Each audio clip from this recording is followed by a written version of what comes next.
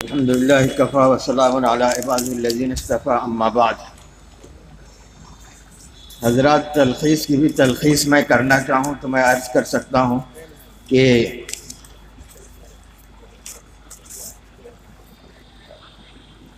محمود عباسی کی کتاب خلافت معاویہ و یزید شائع ہوئی تھی۔ اس کتاب کے رد عمل میں بہت سی کتابیں منظر عام پر آئیں۔ انہی کتابوں میں حکیم الاسلام حضرت مولانا قاری محمد طیب صاحب رحمۃ اللہ علیہ کی کتاب شائع ہوئی۔ یہ 1960 میں شائع ہوئی تھی۔ اس کا جواب محدث جلیل حضرت مولانا اعظمی رحمۃ اللہ علیہ نے لکھی۔ اس لیے لکھی کہ حضرت قاری طیب صاحب کی جو کتاب آئی تھی اس دعوے کے ساتھ آئی تھی کہ یہ جماعت دارالعلوم دیوبند کیا مسلک حق کا متفقہ فیصلہ، اور پھر آگے حضرت قاری صاحب رحمۃ اللہ علیہ نے جو اپنے خیالات اور افکار پیش کیے اس کو انہوں نے عقیدے کا نام دیا۔ حضرت محدث جلیل کو اس بات پر اعتراض تھا، اس بات پر اشکال تھا، اس لیے یہ کتاب لکھی انہوں نے۔ میں ان حضرات سے بھی گزارش کروں گا جنہوں نے ان دونوں کی کتابیں الگ الگ مناسبتوں سے پڑھی ہوگی، دونوں کا موازنہ کر کے آپ مطالعہ کیجئے تو آپ دیکھیں گے کہ حضرت حکیم الاسلام قاری محمد طیب صاحب کی یہ کتاب کم از کم جماعت دارالعلوم دیوبند کا متفق مسلک حق کی مکمل ترجمانی نہیں کرتی۔ اس کو ترجمان کی حیثیت سے پیش کی گئی ہے لیکن نہیں کرتی۔ حضرت حکیم الاسلام نے اپنی خداداد نقطہ آفرینی اور دقیقہ بھی صلاحیت کی بنیاد پہ کھینچ تان کر یزید کو فاسق ہی نہیں بلکہ اس کو ملعون، اور حد یہ کہ اس کے کفر تک گفتگو کی گئی ہے۔ اس کے مقابلے میں حضرت محدث جلیل نے جو جواب دیا ہے وہ دلائل اور براہین پر مبنی ہے۔ اس لیے میں سمجھتا ہوں کہ حضرت محدث جلیل کی کتاب دراصل اہل سنت والجماعت کے معتزل علماء کی ترجمانی کرتی ہے۔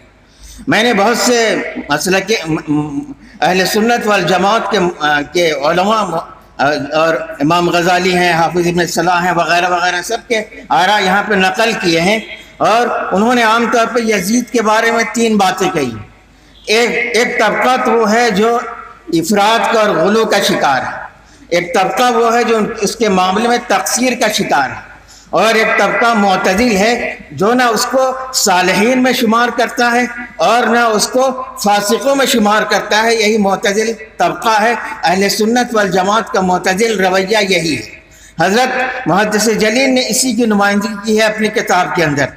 یہ تو میری باتوں کا بالکل خلاصہ ہوا، لیکن تحقیق کے حوالے سے میں نے چند باتیں کہی ہیں، اس میں سے ذرا اختصار کے ساتھ میں آپ کے سامنے پیش کرتا ہوں۔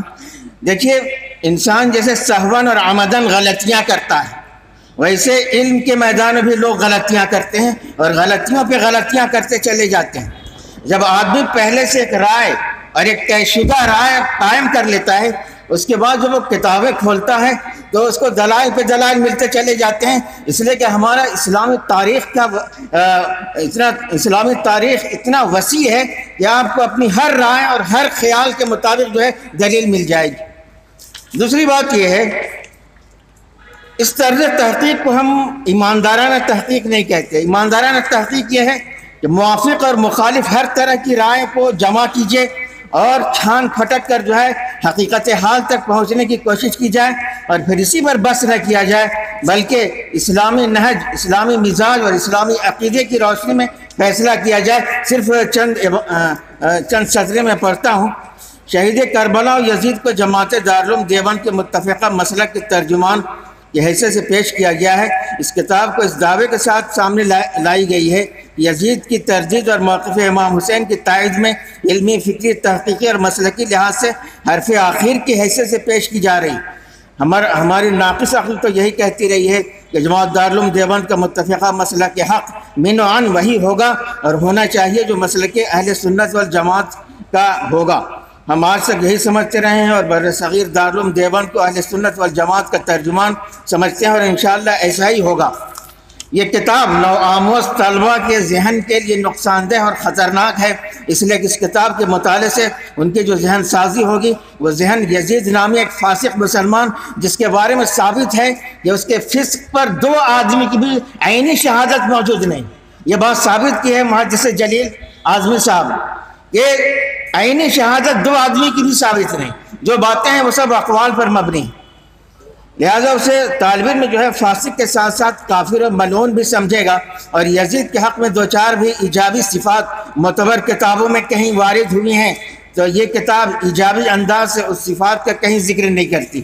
اس کے بعد میں اسی پر اکتفا کرتا ہوں۔